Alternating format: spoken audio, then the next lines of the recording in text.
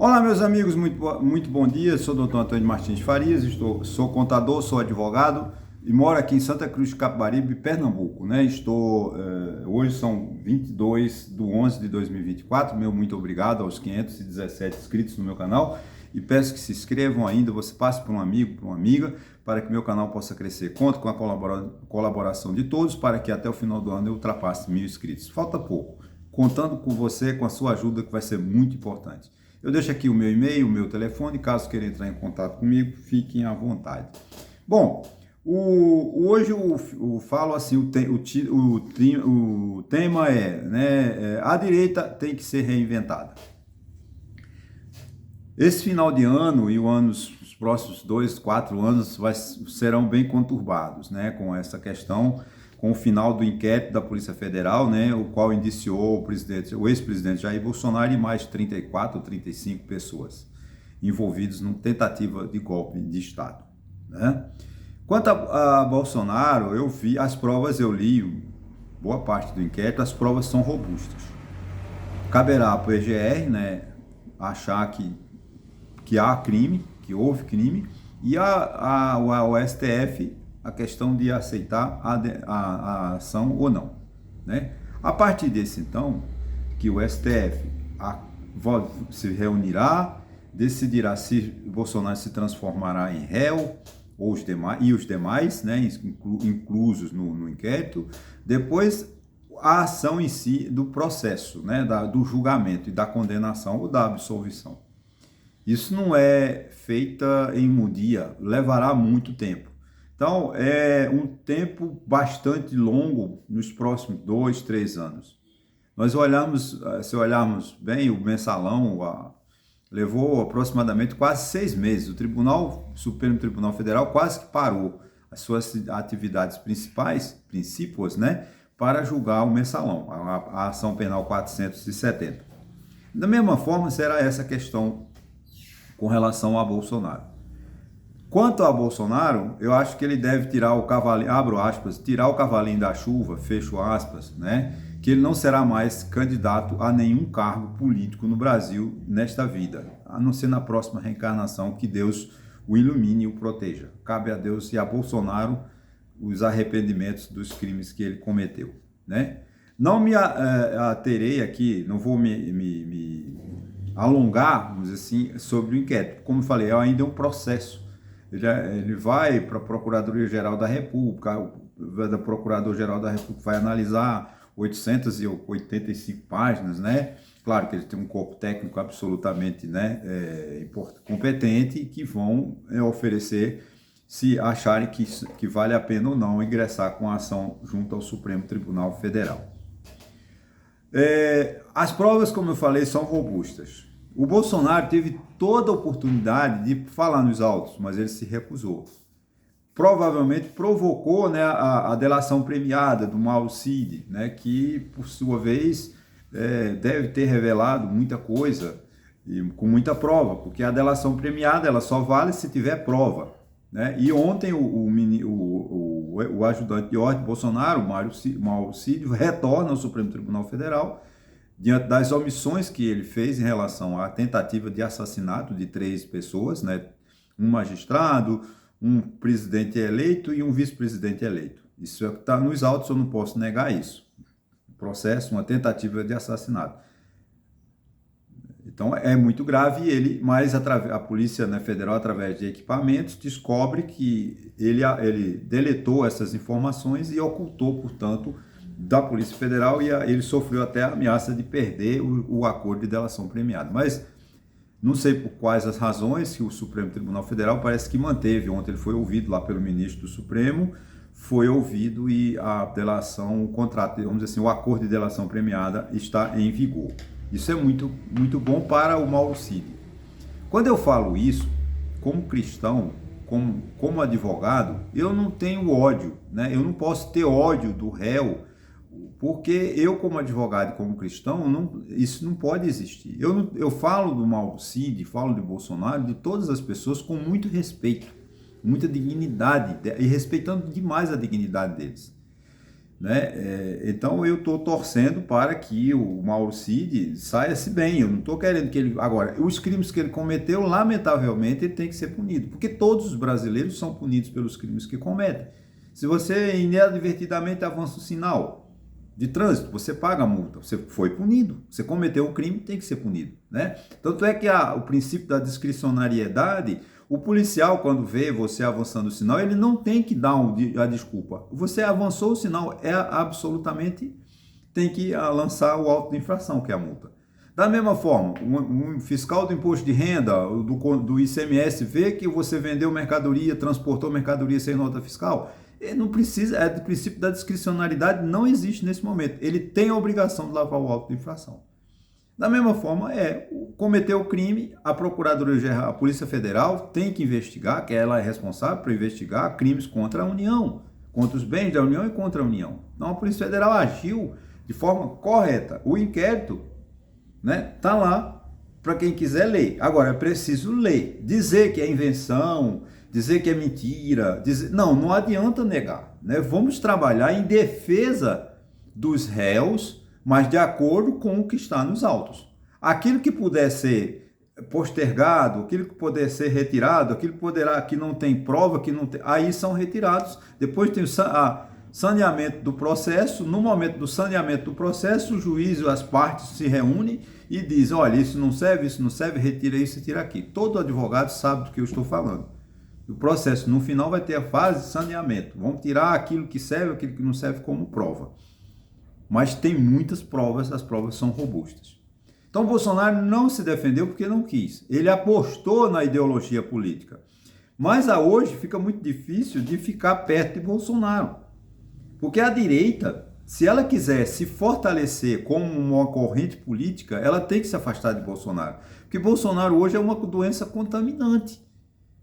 Ele é um golpista, porque já está provado que houve a tentativa de golpe de Estado. No inquérito não tenha dúvida disso.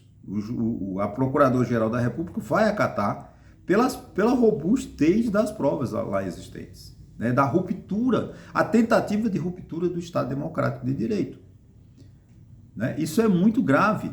E uma pessoa que se diz que quer disputar uma eleição, mas ele tenta, de forma arbitrária, desmoralizar, desconstituir o Estado Democrático de Direito, essa pessoa não pode ser político. Ele tem que ser afastado do sistema. Para ficar à direita hoje, ela precisa de romper com o bolsonarismo. O bolsonarismo vai acabar? Não vai acabar, porque tem a família Bolsonaro, a marca, né, vamos dizer assim, se é que pode dizer, uma marca, uma matriz, né, Bolsonaro ficará. Pode ser o herdeiro os filhos dele? Pode, eu não sei se terão a competência do pai para ser o que pai foi. Eu não enxergo nos filhos de Bolsonaro a mesma característica de ser o que Bolsonaro é. Porque Bolsonaro sempre foi um sindicalista, né? Falso, porque os militares não podem ter sindicato, mas ele sempre defendeu as causas militares. Quando foi de interesse dele, quando os militares precisaram da ajuda dele, ele negou. A história é de contar o que foi Bolsonaro, né? Então, a mulher, a atual esposa de Bolsonaro, também ela pode ser uma herdeira política dele, né? Não tem, isso não vai, não estou aqui desmerecendo. Agora, a direita, por exemplo, Ronaldo Caiado, Zema, Ratinho Júnior, vão ter que apresentar uma nova ideia, mas uma ideia democrática, não uma ideia de ruptura. Valdemar Costa Neto, isso acabou politicamente. Não tem como você apoiar um candidato que é filiado ao PL de Valdemar Costa Neto, porque o PL, se ficar comprovado que ele financiou a tentativa de golpe, como estão nos autos, como realmente ele ingressou com aquela ação no TSE, tentando burlar de má fé para dizer que houve a fraude nas urnas, o partido do PL, se nós tivermos justiça, ele tem que ser extinto. Até que Valdemar Costa Neto também está indiciado. Mas esse processo para Valdemar Costa Neto é brincadeira, né? Porque Valdemar Costa Neto foi o primeiro réu do mensalão. Então ele sabe o que é prisão, ele não tem mais, ele já está acostumado com o crime, né? Com o mundo, o submundo das rupturas, né? Não é novidade para Valdemar Costa Neto. né? Então essa direita, ela precisa de se reinventar. O PT tem a esquerda tem crise? Tá. A esquerda está em crise. Por quê? Porque não se renovou. O PT só tem velhos, ou idosos, para ser mais educado, né? Que é o Lula, que não sei se tem condições de se reeleger em 2026. Ele vai disputar uma eleição, né? Não tem a sombra de Haddad, que como foi chamado em 2018, do poste de Lula. O PT manteve-se aquela linha fechada de pessoas no grupo de São Paulo, um pouquinho da Bahia e um pouquinho do Rio Grande do Sul, que essa é hoje que está na Casa Civil, contando com Gleisi Hoffmann. O PT se resume a isso, né? Não tem outras novidades no Partido dos Trabalhadores. Da mesma forma, o PSB tem aonde? O PSB tem o partido, tem João Campos aqui em Pernambuco, um jovem no PSB, mas eu não sei, ele vai ser o próximo governador de Pernambuco, mas é uma andorinha só. Há que haver uma renovação também da esquerda. Agora, é uma esquerda democrática, como tem que ser uma direita democrática. Tem partido de centro, gente, não adianta. Ronaldo Caiado é uma figura carismática, eu desculpo, não estou ofendendo a pessoa, mas bonachão lá de Goiás, né? Que foi candidato em 89, se eu não me engano, pela liderança ruralista. Mas eu não sei se Ronaldo Caiado, já com 76, 77 anos, também tem condições de liderar esse processo de direita. Então, veja como a situação política no Brasil é complicada.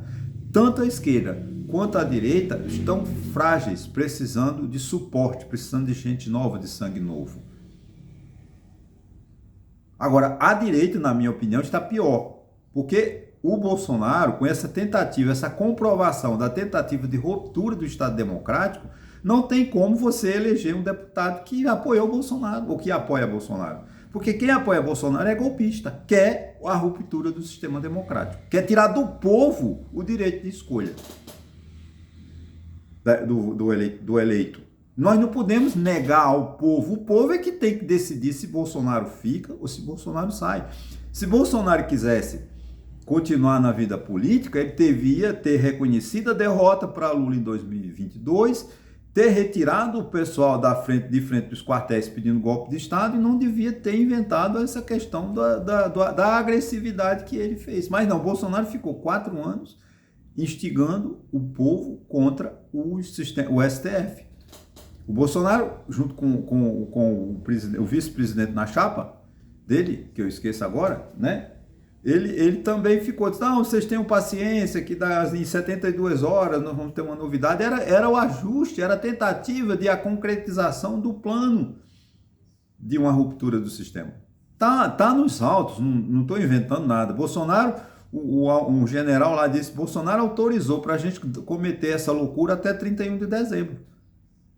Eles não conseguiram 31 de dezembro, Bolsonaro fugiu para os Estados Unidos para se livrar e aí, dia 8 de janeiro, tivemos aquela loucura que ele parece, no meu entendimento, houve a perda do controle da situação.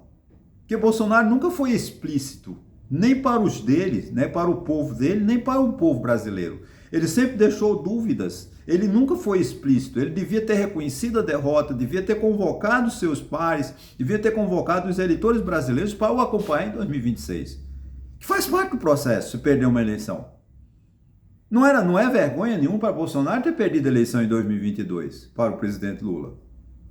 Não, ele saía, voltava em 2026 como candidato com as propostas, com as ideias, com Paulo Guedes, novamente ministro da Fazenda, né, com toda a estrutura que ele manteve, mas não tentar o golpe de Estado, como ficou comprovado. Então a direita precisa acordar e se libertar de Jair Bolsonaro. Como isso vai ser, eu não sei. Tarcísio de Freitas? Não, Tarcísio de Freitas com certeza também é uma pessoa autoritária, ele comunga com as ideias de Bolsonaro. Então eu não enxergo em Tarcísio de Freitas uma liderança da direita. Talvez só para Zema, para Ronaldo Caiado, para o Ratinho Júnior, que estão mais ou menos afastados. Mas Tarcísio de Freitas é como assim, é da cozinha, da panelinha de Jair Bolsonaro. Óbvio, um senador aqui do Rio Grande do Norte, né, que eu não sei o nome dele, Esse é da cozinha, ele está defendendo, não tem mais como defender Jair Bolsonaro a partir da publicação do inquérito. O que tem que se fazer é uma limpeza moral, uma limpeza ética, uma limpeza pela democracia, em defesa da democracia. Então a direita tem esse compromisso com ela mesma de se reinventar. Não tem condições de, em 2026, alguém lançar uma candidatura dizendo que defende Jair Bolsonaro, porque ficou provado que ele é um golpista. E o Brasil não aceita mais as rupturas democráticas. A questão do golpe de Estado foi abortado, foi lá em 64. Acabou. A sociedade, com a redemocratização, com a Constituição de 1988, permite a Constituição cidadã, a Constituição democrática, permite que o povo se manifeste através de plebiscito, enfim, a participação direta, a democracia direta, como a gente chama. Tudo isso é permitido na Constituição, através da democracia, através das eleições. Bolsonaro se quisesse ganhar uma eleição, não tivesse feito as loucuras que fez e botasse sua candidatura em 2026. Talvez o povo o escolhesse novamente. Mas não, o que ele fez? Ele preferiu, na obscuridade, na escuridão, nas trevas, fazer essa tentativa de golpe. Que eu não estou denunciando, denunciaram ele, né? Estão nos autos. É o que a imprensa fala, que já está até ficando uma coisa chata. Acusa a direita, né? A direita acusa, vamos dizer assim, fica mais explícito, o STF, ou principalmente o ministro Alexandre de Moraes, de ser um juiz que investiga, que julga, que... Não, ele não é um ditador. Não há uma ditadura de toga no Brasil. Quem investigou foi a Polícia Federal. Ela tem atribuição para isso. Tem atribuição para isso. Na Constituição, artigo 144, se não me engano, inciso 1. Competência da Polícia Federal. A Procuradoria-Geral da República, que vai dar seu parecer, dizendo se os atos, as provas nos autos são suficientes para condenar ou não. Ou o Supremo é o juiz, aí vai julgar os 11 ministros.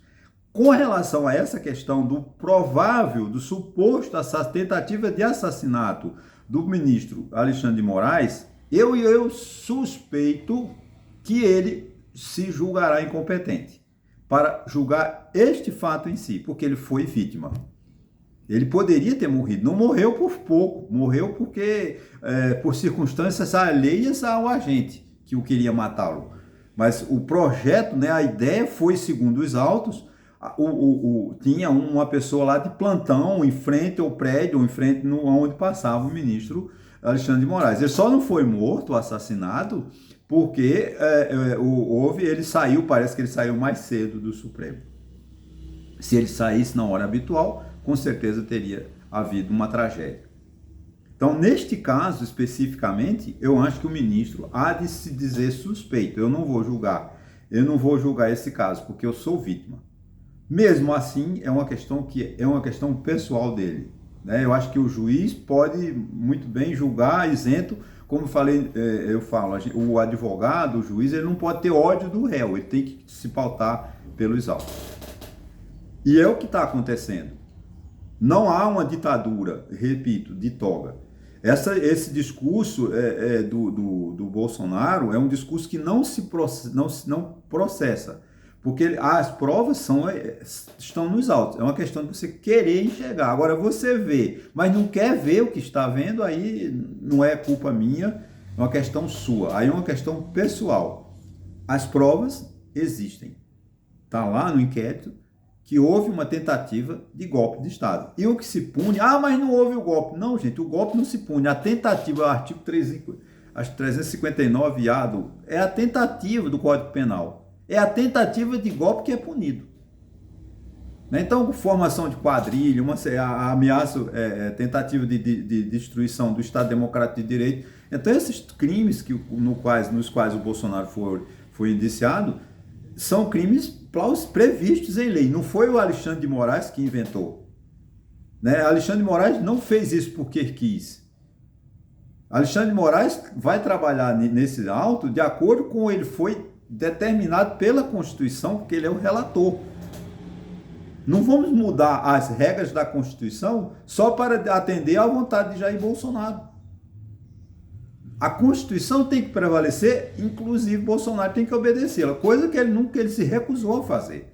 Então, o que o pessoal da direita quer, esse pessoal do bolsonarista quer? Quer que a Constituição não sirva para nada, mas sirva à vontade de Jair Bolsonaro. E não, um Estado democrático de direito, o que prevalece é o que está na Constituição, inclusive contra a minha vontade. Então, insisto, a direita precisa de se reinventar. É fundamental para a democracia. Não podemos ficar 8, 10, 20, 30 anos com um partido só no presidência da República. Há uma necessária renovação. Um ano da direita, um ano da esquerda, vamos lá, de centro-direita, de centro-esquerda. O que não pode haver é o radicalismo.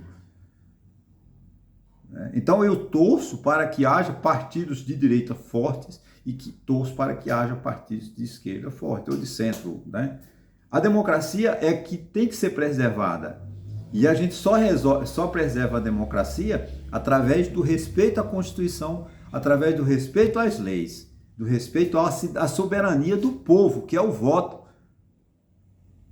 Não podemos, gente, romper um Estado democrático de direito, tirar a vontade do povo que foi lá e votou no seu, escolheu o seu vamos dizer assim, o seu preferido candidato, e eu dizer, eu não aceito a derrota, vou dar um golpe de Estado. Isso não é democracia. A democracia é você aceitar o resultado e enfrentar de novo. Essa é a luta. Então, a direita precisa de se reinventar. Eu torço para que em 2025, 2026, tenhamos partidos de direitas fortes. Partido de esquerda eu não vou nem, porque com certeza é o Lula, o candidato à presidência da República em 2026. Mas o PT também precisa de renovação, mas não faz parte do meu... Hoje eu falo da reinvenção da direita. Ok, gente? Olha, muito obrigado mesmo. Eu sei que o assunto pode até estar muito chato, porque já estou enjoado de tanto se falar nisso, mas a gente não pode deixar de alertar a importância do respeito às regras democráticas. E qualquer tentativa de ruptura do sistema democrático tem que ser condenado. As pessoas têm que ser punidas. Não vamos, porque é uma velhinha que estava com a Bíblia. Não, elas estavam lá, foram quebrar. A culpa é de quem a incentivou, aquelas velhinhas com a Bíblia debaixo do braço, com todo respeito, foram para o Palácio do Planalto, quebrar o Palácio do Planalto, fazer defecares no Palácio do Planalto, no Supremo Tribunal Federal. Essas pessoas, elas não são inocentes. Elas estão presas porque cometeram um crime. Eles rasgaram um quadro de Di Cavalcanti, que é um quadro, é uma obra de arte da humanidade. Não é do povo, somente do povo brasileiro. O quadro de Di Cavalcanti é da cultura, é do povo, de qualquer brasileiro. O mais pobre, o pior brasileiro, ele tem uma parte no quadro de Di Cavalcanti. Da mesma forma, com o relógio lá que Dom João VI trouxe em 1808, um relógio que só tem, parece, 2 exemplares no mundo, eles destruíram. Isso é patrimônio da humanidade. Então, em nome de uma ruptura democrática, você destruir o palácio, quebrar como eles quebraram, essas pessoas não podem ser imunizadas. Elas têm que pagar por esse crime. Da mesma forma como qualquer brasileiro que comete um crime hoje, ele vai para a polícia vai chegar, vai convidá-lo aí a uma delegacia, vai oferecer denúncia, o Ministério Público vai acatar ou não, vai para juízo e vai ser condenado. Então não podemos criar o privilégio dos ricos. Os ricos podem cometer crime e não tem nada. Né? Agora, quando é pobre tem que ir para a cadeia? Não, eu quero os ricos na cadeia. Como eu quero ver o presidente Collor, que foi condenado a 8 anos de prisão, quero ele preso. Mas você tá... Não, é porque ele também é brasileiro, ele também cometeu crime e tem que responder conforme todos os brasileiros respondem, como eu e você. Se cometermos um crime, a gente vai para a cadeia. Não podemos isentar Collor, não podemos isentar Bolsonaro, nem aquelas pessoas que detonaram o patrimônio público em nome de uma suposta ruptura democrática. Ok? Muito obrigado e até a próxima.